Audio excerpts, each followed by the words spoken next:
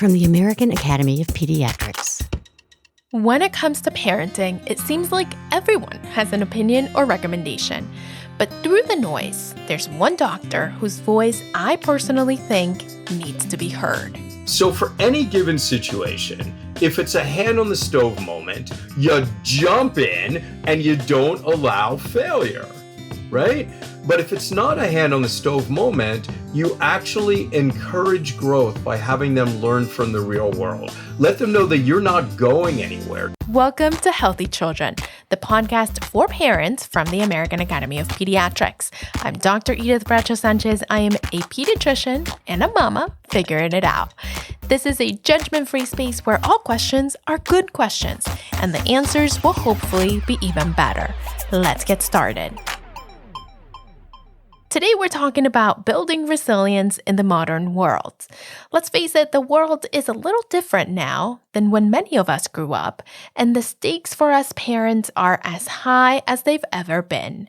Our guest today is Dr. Ken Ginsberg. He is an adolescent medicine specialist at the Children's Hospital of Philadelphia, a professor of pediatrics at the University of Pennsylvania School of Medicine, a prolific author, and so many other things. Ken, welcome.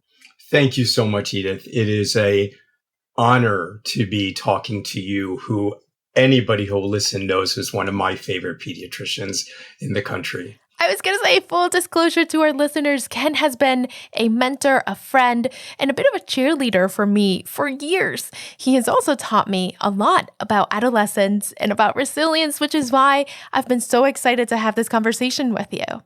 Again, it's a joy. Let's get started. Let's think about how to prepare people to thrive. Let's do it, Ken. Let's start with where you've taught me to start, and that's with the strengths of tweens and teens today. I think to discuss how we build resilience and how we help kids thrive, it is important to recognize their strengths as a generation. In your view, Ken, what makes this generation of tweens and teens so unique?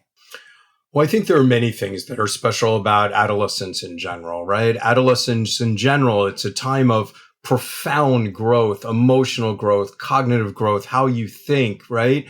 It's about how you begin seeing the world with more complexity.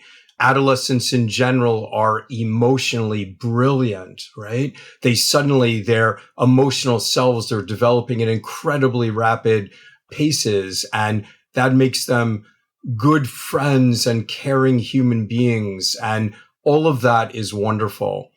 For this generation in particular, I'm excited about the potential of this generation. Why? Because they were shaped by the pandemic. And the pandemic is a time where we all learned the scourge of human isolation. We all learned what it felt like to be separated, to not be able to hug the people we love. It's the time where we began to crave human connection, precisely because it was taken away from us. And so, because every generation gets imprinted with an experience they have during adolescence, I remain ever so deeply hopeful that this will be the generation that reminds all of us about the importance of belonging and connection and compassion and caring and the need for us to just stick together. Yeah. I mean, so many things. And I think what's so unique about your voice and what I appreciate so much and have learned from you is really how you see the positive. I think we're stuck in a national conversation about a generation that is quote unquote doomed is sometimes what we hear and what's portrayed. And you remind us of these unique qualities that adolescents have. And, Ken, to talk a little bit more, because I do think it's important to sort of set the record straight. There is a lot in adolescence that gets a bad rep. For example, when adolescents challenge their parents, it's not always welcomed. How do you help parents think through what's normal, Ken? So let's back up for a minute, Edith. Yes, adolescence can be a challenging time. And the fact that I portray the positive aspects of adolescence doesn't mean that I'm blind to the challenges. Mm-hmm. It's because this is a framing that makes us be able to deal with the challenges. People don't change when you deny their goodness. In fact, the single most protective thing in a young life is to be seen, to be known in all of your complexity, your goodness, your strengths, and your challenges, and to have the parent who's the person who knows you the best, the good, the bad, the sometimes ugly, still chooses to love you. And so with that said, I just want to underscore, this is a strategy to make adolescents be able to thrive and for families to be strengthened. Now let's answer your question more directly, Edith. Yeah. So one of the great mythologies about adolescents is that they don't like their parents, they don't care what they think, and in fact, they don't like adults at all. This is widely disproven, not only by research, but if you think about it, by our common sense and our experience. It's widely disproven. But this myth is based on a reality. And the reality is that kids do push their parents away temporarily. The question is, how are you going to experience that? If you listen to the cultural myth and says, my kid doesn't care what I say, then you're just going to withdraw and you're going to say, I'm not going to make a difference anyway during this phase, which is a desperately wrong thing to do. So let's understand what's really going on. We raise our children in these comfortable, please God, environments, right? These warm and fluffy nests. And the child, the baby bird, is sitting in the nest, and one or two parents and sometimes grandparent birds come and give them all the juicy worms they ever need. And life is good. And then brain puberty occurs.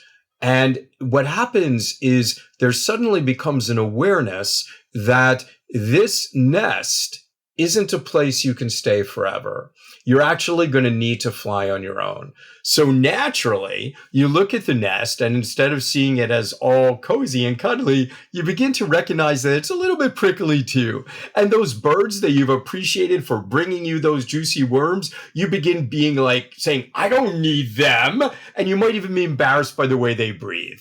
And then you're ready to go to college. And how are you possibly going to fly if you don't say, I couldn't stay in this nest 1 minute longer, right? Yes. So the point, Edith, is for parents to understand how to frame this independence seeking better.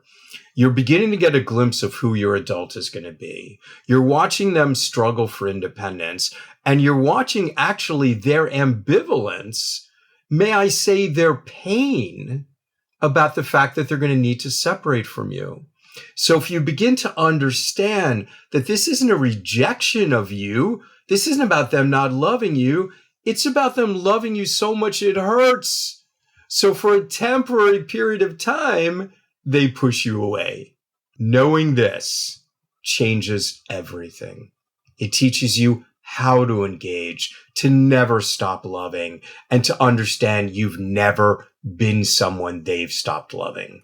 Yeah. And, so many things in parenting. Again, I'm only a few years in, as our audience knows by now, but really when you understand what's happening, you're just so much better able to cope, to prepare, to help guide your child through, right? So it's really that understanding that I think is so, so helpful. Now, knowing, Ken, a little bit about the strengths of this generation, knowing that some of the things that happen during adolescence are normal, expected, dare I say necessary, right, to prepare our kids and get them ready for the next phase of their lives. I do want to talk to you a little bit about how we begin to build resilience and set our kids up for success. So let's start maybe with a definition of what resilience is, because a lot of us think we know what it is. Let's be super clear about it. What is it, Ken? Resilience is about being able to recover from life's adversities, right? So at its simplest definition, it's about being able to recover and rebound. But I think it's really important that we level set what our goals are. My goal is not for young people to be resilient.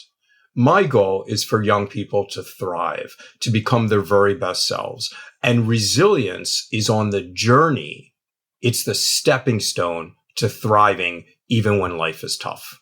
I love that. It's really almost a tool, a stepping stone, a skill to be built. How do we begin to build it, Ken? So, Edith, at the expense of going backwards, I just want to point out that we've already begun to talk about this. It is the unconditional, unwavering love of a parent that gives you a sense of security, not only in childhood, but to last through a lifetime, right? Why do we love? We love so that people know that they're worthy of being loved.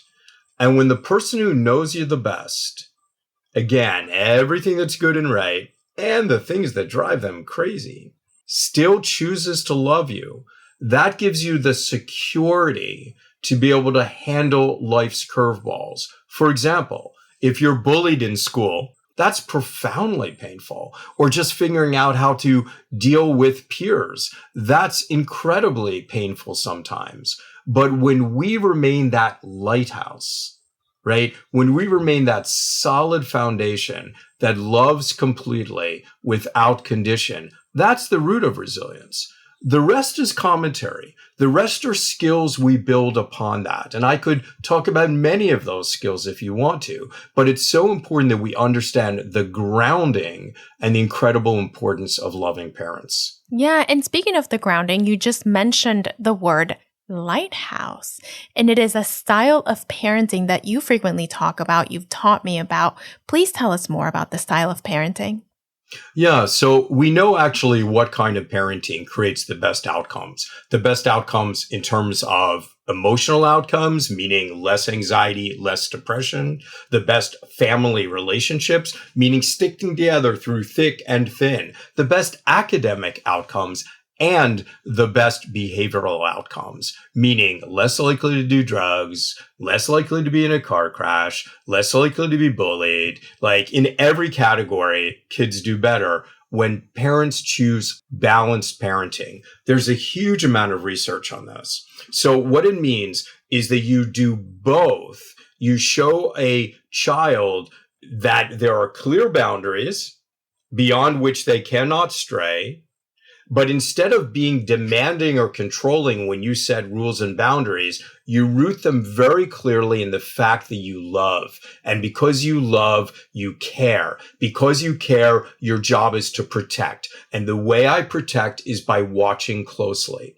So when you have that balancing act between love and warmth, being responsive to who the kid is as an individual, and clear rules and boundaries, not that are controlling, but that are only there to keep the kid safe and to have them thrive. Then that's called balanced parenting, 60 years of research. As you know, Edith, I call it lighthouse parenting. Parents, you should be a stable force on the shoreline from which your child can measure themselves against, right? You should look down at the rocks and make sure they don't crash against them. You should look into the waves and trust that your child's going to learn to ride them, but you also prepare them to do so. Lighthouse parenting. And I love the catchy term and the phrase, and it really just encompasses what you're talking about when it comes to balanced parenting. So I love it. I hope it helps folks at home as well. Now, Ken, the other thing I wanted to ask you about, I personally have been seeing this movement online on social media, sort of saying that kids these days don't get to experience enough frustration or disappointment.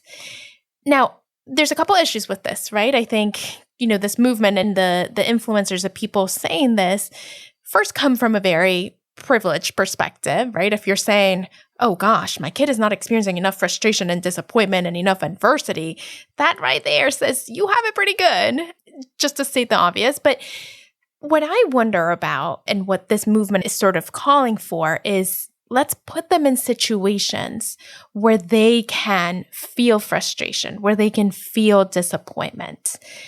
I would love your take. Is this necessary? It seems to me like we already have so much on our plate to also be thinking about generating this somewhat artificial adversity for our kids. What's your take, Ken?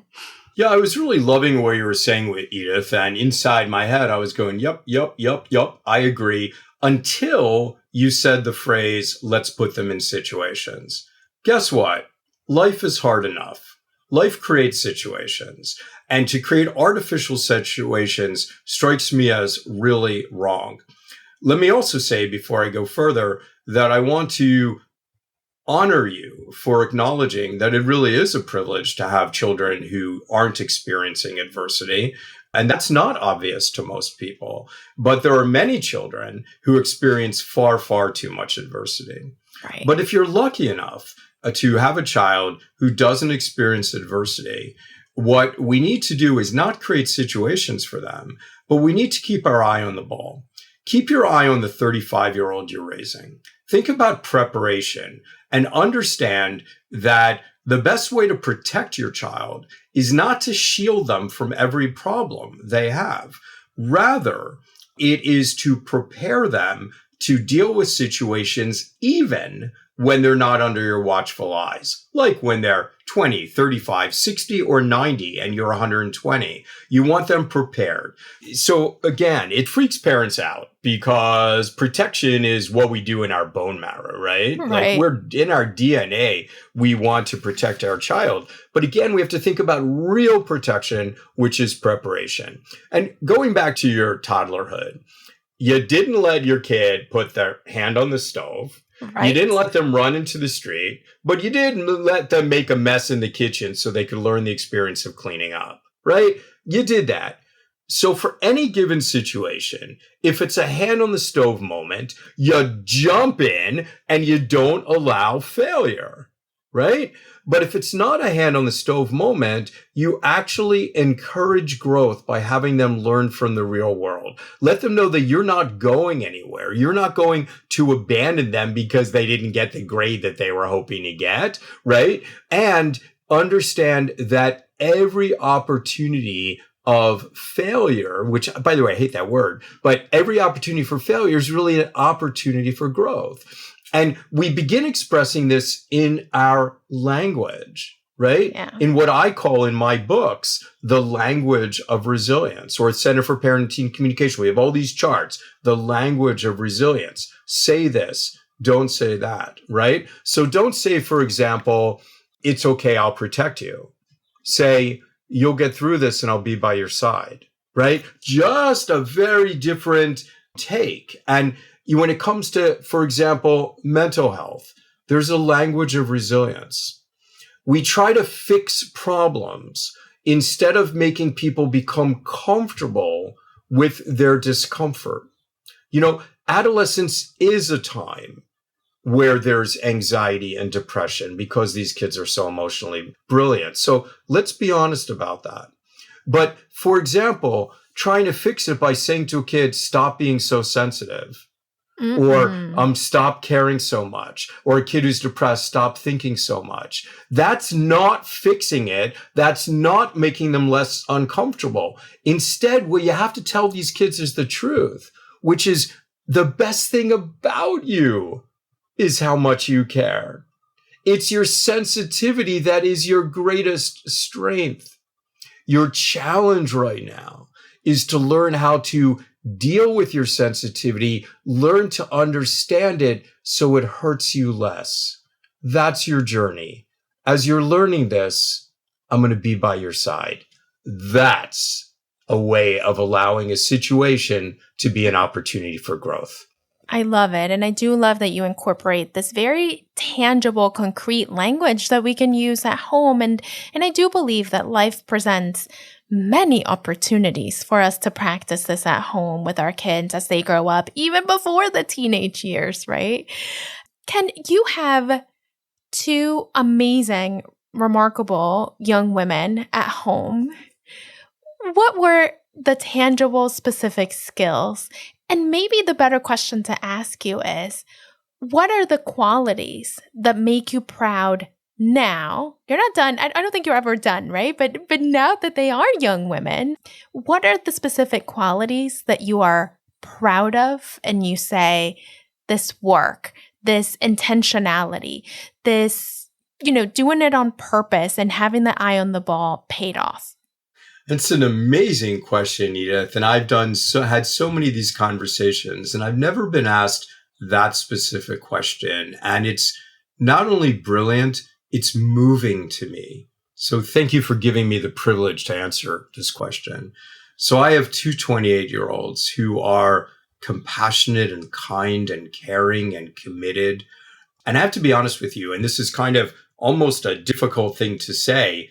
I had the easiest children, right? They really were not challenging growing up. And so I don't have a lot of personal experience in my home from recovering from bad situations. But let me say this in response to who my kids are at 28. They're my best friends. One of them, about 20 minutes ago, stopped on the way home from the gym back to her house to give me a hug. They're literally my best friends. And if I had said that during childhood, it would have been a mistake. And I want to tell you why. Because friendship, especially during the adolescent years, is something that kids say they appreciate the most. But in truth, it is something they always feel unsettled in because friends judge you. You have to perform for friends. You have to adapt your behavior for friends. So you don't have that bedrock of security with friends. So when we are friends with our children, we actually take away the most protective force in their life, which is being completely unwavering and non-judgmental and being a space where they can be themselves. So during childhood, I was not their friends. As young adults, they're literally my best friends. And so with that said, what we have come to is a place of true interdependence, which is your goal, to have a lifelong relationship of interdependence. What is the journey on the way to interdependence? It's independence. You don't feel comfortable drawing people in if you feel controlled by them. If you don't know how to stand on your own, you're never going to let someone too close. So if I had to look back to why my children are still my best friends, I was always there as an emotional support. I was always there to protect them if they needed it by preparing them. But I also honored their independence. I was so present. And my wife, by the way, who's so much better than I am, right? We were so present, but we were not controlling. And as a result, I believe that the children saw us as guides, as people had their back, rather than as people were telling them what to do. Now, as young adults, they choose to include us in their lives, like every single day, because you always need a guide. You know, I'm in my 60s. I need a guide. Yeah. Right? Yeah. No, and I see I see what my own parents have done with us and the relationship we have created and how they're very much still present in our lives. I have 2 siblings. And I look at my toddler and I know in my heart that is the goal. So what I appreciate so much about these conversations is the tangible steps, the tangible things that we're going to do to get there. You know, it's actually, I don't know if I'm even allowed to say this yet, but it's actually my next book published by the AAP is exactly about this. It's exactly about this. The subtitle is Loving Guidance for an Enduring Bond. Look at this. So we'll have you back. We'll have you back when that book is out and you can tell us more about that and we'll focus the conversation on that. I'm so excited. Your books are always, always just so helpful.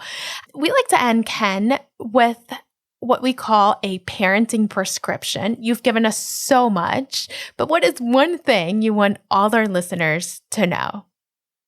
Ultimately, you want to be the kind of parent whose child will come to you when they need you the most, right? And whether that's going to be during adolescence with a crisis of identity, or whether that's going to be 24, when they're 24, 26, or 46, and you're in your 70s.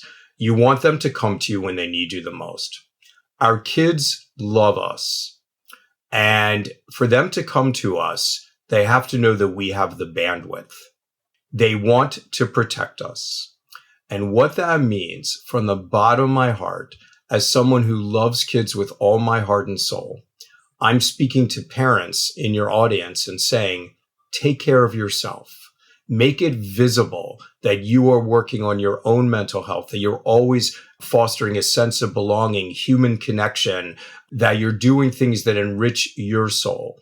when they see you okay, when they see you forgiving of your own imperfections, they understand you will be forgiving of their imperfections, and they will know you have the bandwidth and that you're available to them. If you don't take care of yourself and you think that this parenting journey is all outward focused and only protecting the child will not come to you because they love you too much to create pain.